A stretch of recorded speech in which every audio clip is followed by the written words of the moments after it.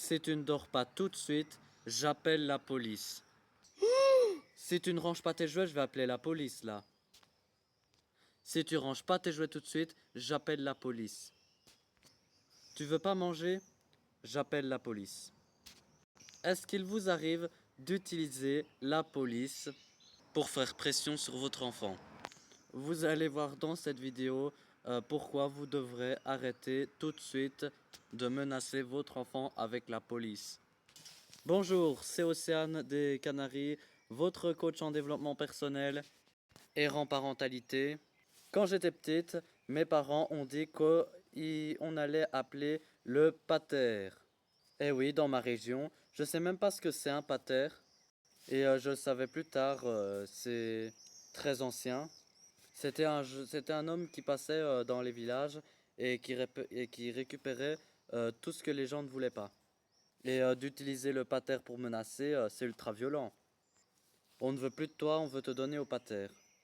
Donc il était effrayant. Je savais pas ce que c'était, donc j'imaginais un monsieur terrifiant qui allait m'emporter, qui allait me faire vivre des cauchemars. Et je faisais d'ailleurs des cauchemars.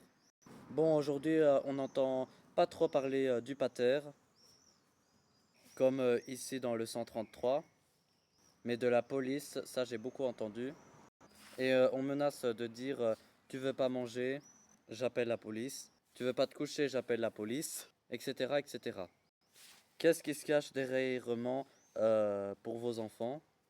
Premièrement, conditionner son enfant par la peur est une mauvaise chose. Pourquoi? Parce que ça crée de la terreur chez votre enfant.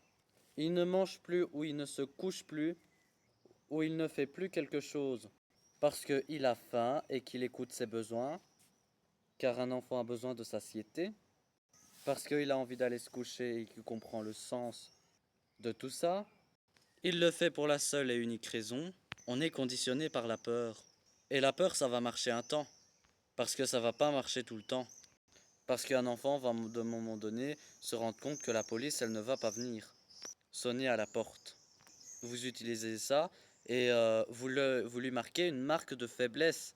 C'est parce que vous n'avez plus de ressources et que vous utilisez ça soit pour mimétisme et parce que vous l'avez entendu dire, ou soit en dernier recours parce que vous pensez avoir tout essayé.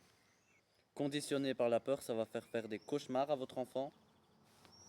Et ce que je disais, moi j'en faisais quand j'étais petite. Et je me souviens clairement de ça. Et votre enfant va être sans arrêt terrorisé. Un enfant n'a pas besoin de grand chose pour se faire terroriser. Et souvent, ils savent même pas ce que c'est la police quand ils sont tout petits. Mais ils vont fantasmer cette image de la police et s'imaginer le pire. Et croyez-moi, avec leur cerveau où il y a ultra plein d'imagination, il va s'imaginer des choses très graves et après faire des cauchemars. Bon, donc peut-être qu'il ira se coucher, qu'il se réveillera au milieu de la nuit, plusieurs fois, ce qui ne va pas arranger votre sommeil, à vous, ni le vôtre d'ailleurs. Et aussi, on va éviter l'intimidation, donc c'est-à-dire que si vous appelez la police pour aller se coucher, le sommeil, le coucher, sera un moment négatif parce qu'on est obligé de le faire, parce que vous faites des menaces. Or, et que si on se couche, c'est parce qu'on en a besoin avant tout. C'est parce que c'est réparateur. C'est bon même de dormir. Et votre enfant va connoter définitivement le fait d'aller se coucher. Idem pour la nourriture. Il va aussi se créer des troubles alimentaires. Parce que parfois il n'aura pas faim et il va manger quand même, de peur de représailles. Il faut faire très très attention parce que on peut créer des troubles alimentaires, des troubles du sommeil, des troubles chez les enfants.